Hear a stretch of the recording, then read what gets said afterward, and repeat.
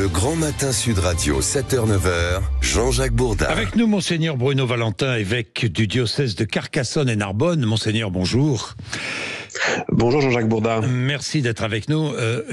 Le pape François était un pasteur dans l'âme. Vous l'avez rencontré à plusieurs reprises lorsque vous étiez évêque adjoint à Versailles et évêque de ce diocèse de Carcassonne et Narbonne.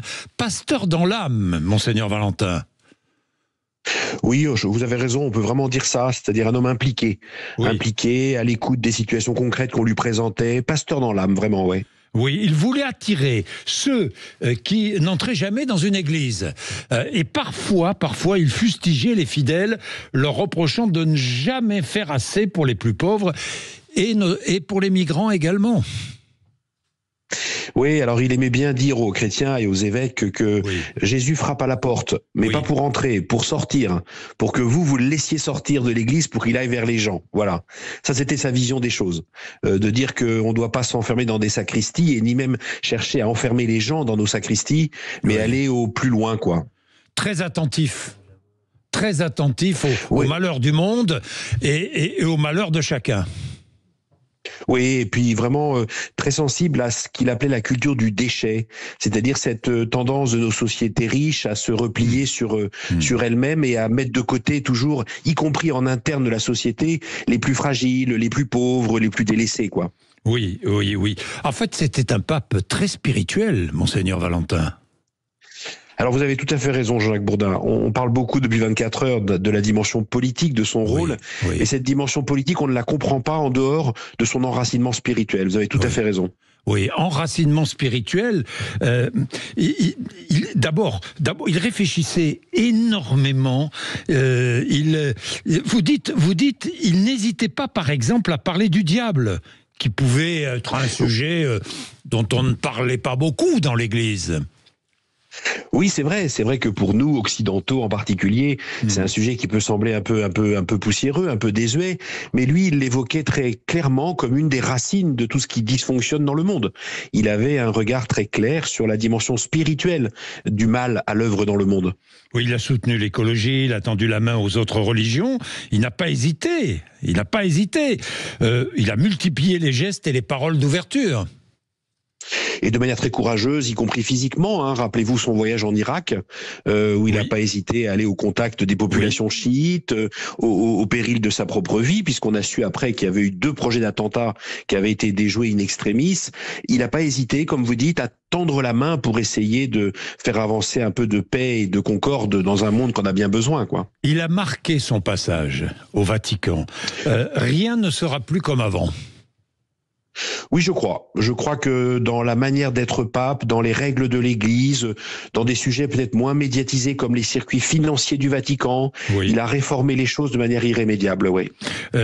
Sérénité, stabilité, besoin de calme maintenant pour la succession, Monseigneur Valentin ? Oui, je crois que les cardinaux ont bien besoin des 3 semaines qui s'ouvrent pour parler, pour se connaître d'abord, parce que comme le pape a créé des cardinaux aux 4 coins du monde et jusque dans des tout petits pays, il faut qu'ils se connaissent, et aussi qu'ils fassent le point sur les défis de l'avenir pour décider lequel d'entre eux sera le mieux à même de les relever.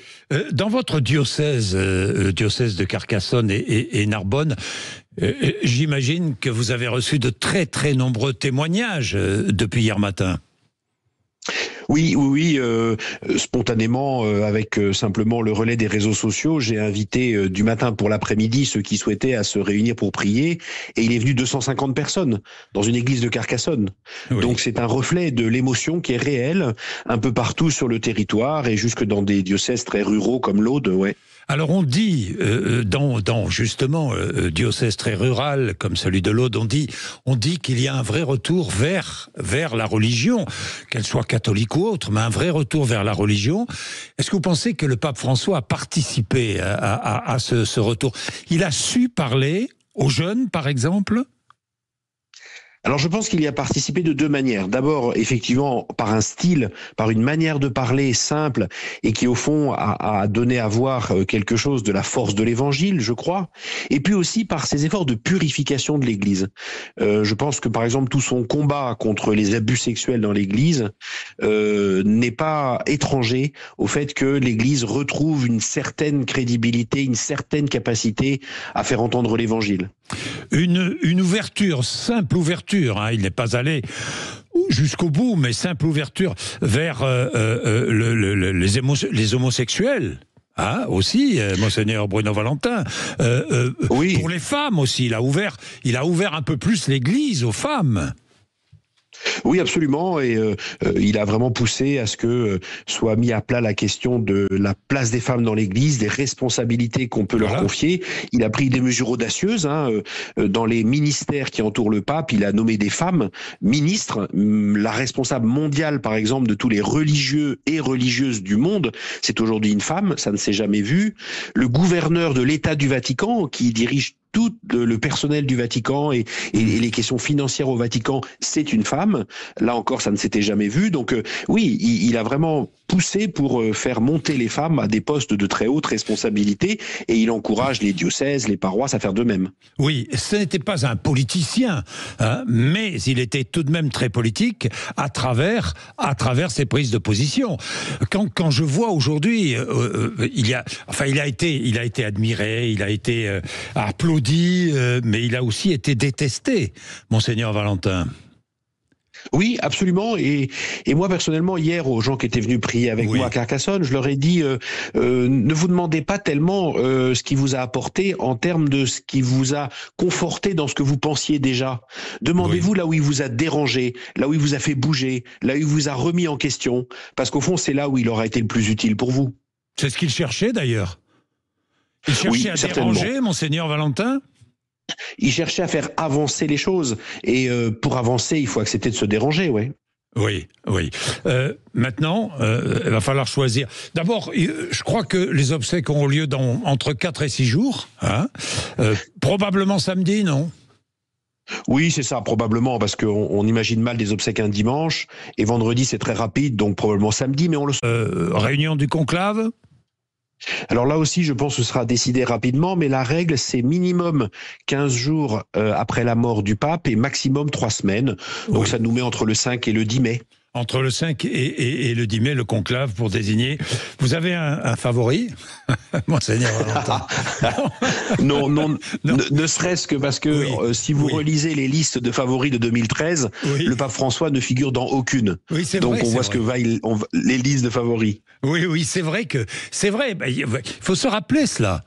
Il a été, oui, absolument. Lui, né dans un faubourg populaire de Buenos Aires, qui tout à coup est devenu pape à la surprise générale, Monseigneur Valentin. Oui, il n'était pas du tout attendu et c'est pour ça qu'on peut, là encore, à nouveau s'attendre à des surprises, hein, parce que ce pape, il a nommé des cardinaux dans des endroits où on n'en avait jamais mis, en Mongolie, au Timor oriental. Oui, donc on peut voir émerger un pape venu d'horizons tout à fait nouveaux. Hein.